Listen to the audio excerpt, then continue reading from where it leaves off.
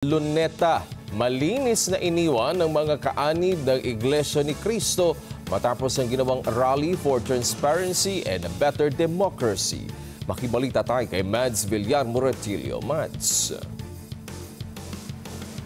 Yes, Wedge, alam mo, nandito tayo ngayon sa open grounds ng Quirino Grandstand kung saan maraming mga kaanib na Iglesia ni Cristo na nakiisa sa ginawang Rally for Transparency and a Better Democracy yung nagstay at nag-camp out ng ilang araw mula pa noong Sabado ng gabi hanggang kagabi ay nanatili sila dito pansamantala para nga makiisa dun sa ginawang rally. Pero iniwan nila na malinis itong lugar na ito.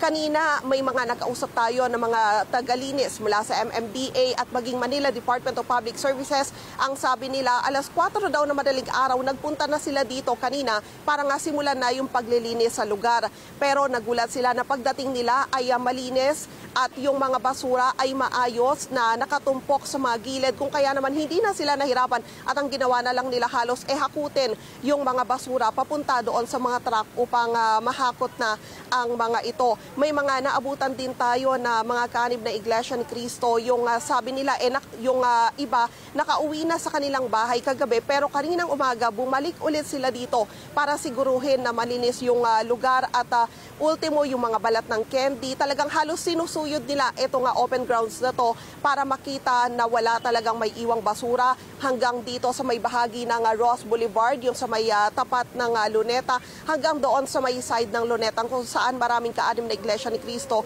yung nagstay na ron dahil nga sa dami ng dumalo sa ginawang rally na nagtapos ng kagabi. At nang inikot natin yan kanina, nakita natin na talagang malinis na yung lugar at hindi nila ito iniwan na marumi. At sa mga oras na ito, kung may makikita man kayo dito sa likuran ko, yan yung mga binabaklas ng mga equipment dito sa ginawang rally. So far ay naging maayos yung sitwasyon. Yung daloy ng trapiko naman dito, Wedge, sa may kahabaan ng Rojas Boulevard ay balik na rin sa normal. Kung magkaroon man ng build-up, yan ay sa mga traffic light na lamang. Mula dito sa Quirino Grandstand, balik sa inyo dyan, Wedge.